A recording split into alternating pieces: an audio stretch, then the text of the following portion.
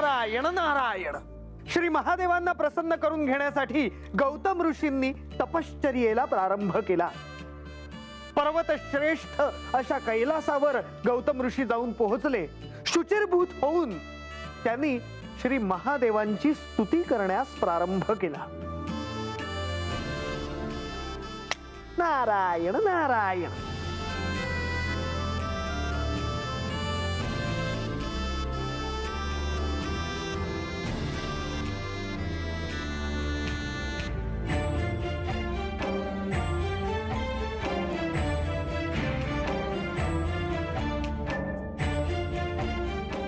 ओम नमः शिवाय.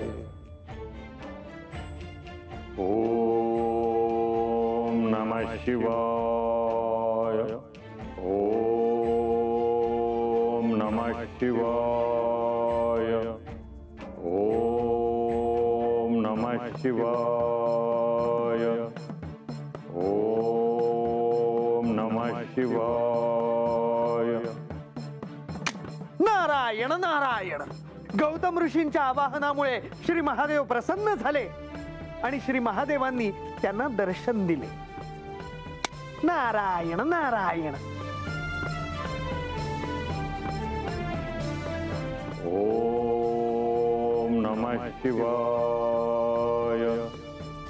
ओम नमः शिवाय.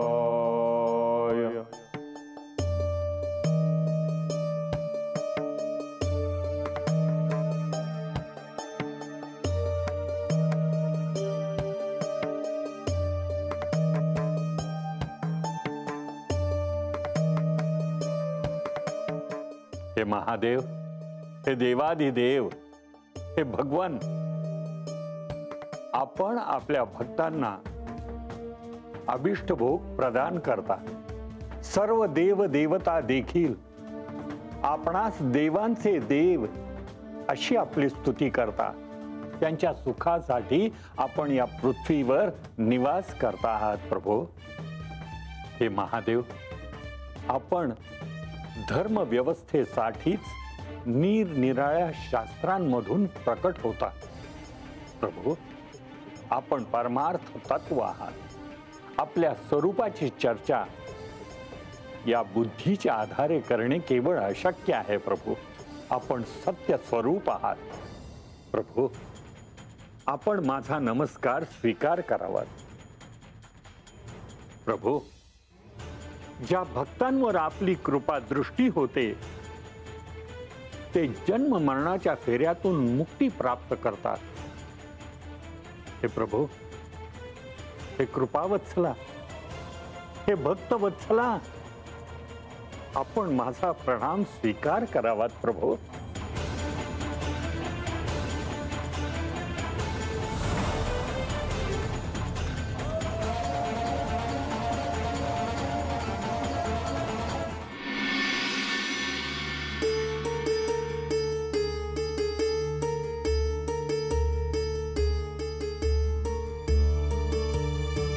देवी, देवी, मी तुम्हाला शोधत होते. का, काय झालं? नाही, असं विशेष काही नाही, पण आख्यान संपलं. आख्यान संपल्यावर तुम्ही कक्षात येता, म्हणून मी नेहमीप्रमाणे तुम्हाला काय हवं नको ते विचारायला इथे आले. नेहमीप्रमाणे भोजन कक्षात सगळ्यांच्या जेवणाची तयारी करायला घेते. माधवी, मला आता भूक नाही. मी काही समजले नाही देवी. मला भूक नाही, मला एकांत हवा आहे. पण देवी. माधवी, मी म्हणाले मला एकांत हवा आहे. मला काही काळ एकटं राहायचं आहे. बरीच प्रश्न अनुत्तरित आहेत, त्याची उत्तरं शोधायची आहेत मला, म्हणून एकांत हवा आहे.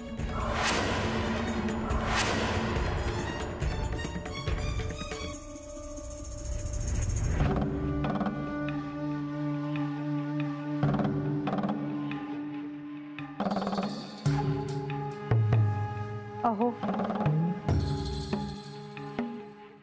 आख्यानात माणसाच्या कानावर जे पडलं.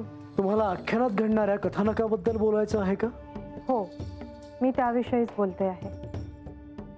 मला असं वाटतं की आख्यानातून म्हाळसा देवींना जे कळतं आहे त्यामुळे त्या नक्कीच अस्वस्थ झाल्या असणार. हे सगळ्यांनाच जाणवत होतं. आख्यान संपल्यानंतर श्री म्हाळसादेवी कुणाशी काही न बोलता स्वतःच्याच विचारात निघून गेल्या.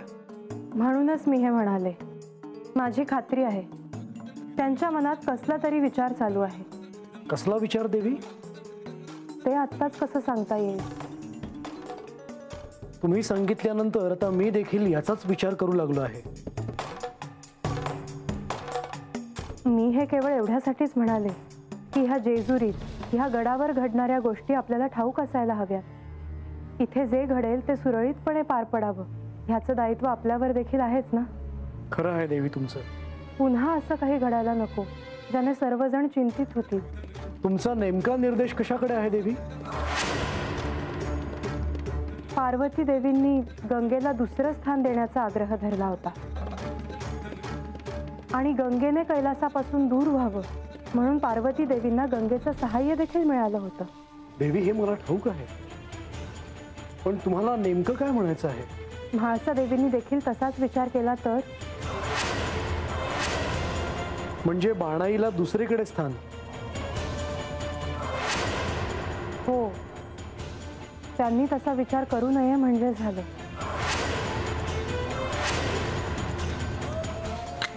नारायण नारायण.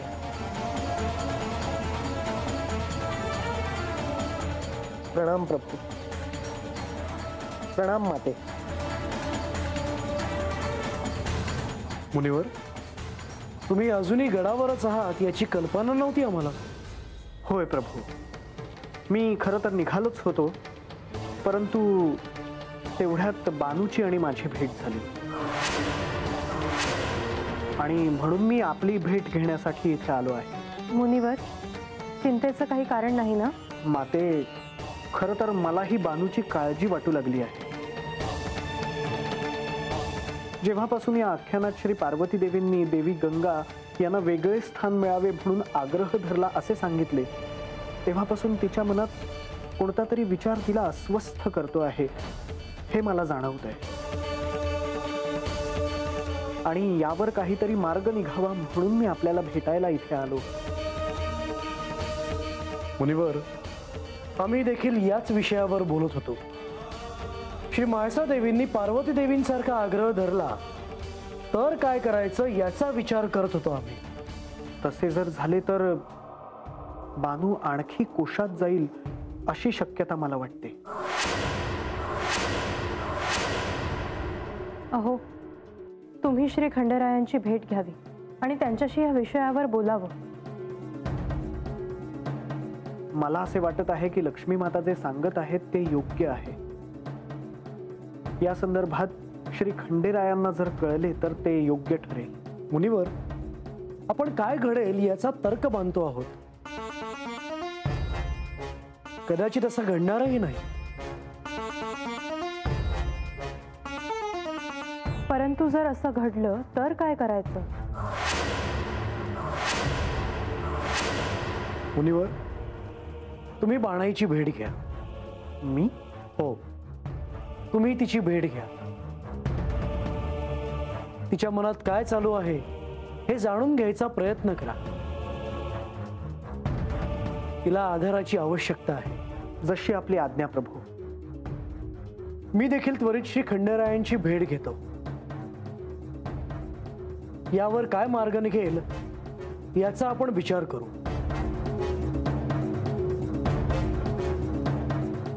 देवी गंगा यांना तुम्ही दुसरीकडे स्थान द्यावे असे पार्वती देवीने तुम्हाला सांगितले होते. होय. तसंच तुम्ही बानूला देखील जेजुरी सोडून दुसरीकडे कुठेतरी स्थान द्या.